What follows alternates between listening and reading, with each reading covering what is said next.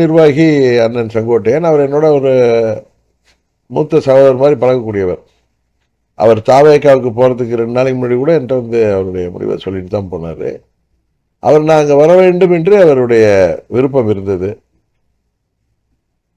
என்னை விட சீனியர். அவரை நான் வந்து மறுக்க முடியாமல் நான் அவர்கிட்ட தயக்கமாக இருப்பேன். அதாவது வரலன்னு சொல்லாமல் அவரை எனக்கு மறுக்க பார்த்துக்கோன்னு சொல்லுவேன். அவர் நம்பினார் நான் சேராக வந்துடுவேங்கிறத அவர் உறுதியாக இருந்தார். ஈவன் நான் டெல்லிக்கு போயிட்டு வந்தப்போ கூட பத்திரிகையாளர்கள்ட்டெல்லாம் கூட நான் சொல்லலை. ஆனால் அவர்கிட்ட நான் நான் அடிக்கடி வந்து நாங்கள் 2 பேரும் சந்திப்போம். அவர் அங்கே போனதுக்கு அப்புறமும் பல முறை என்னோட சந்திப்பார். நட்பாக வருவோம், நட்பாக பேசிகிட்டு இருப்போம். அப்போ அரசியல் பேசுகிறப்ப நான் டெல்லிக்கு போயிருந்தேண்ணே, உண்மைதான்.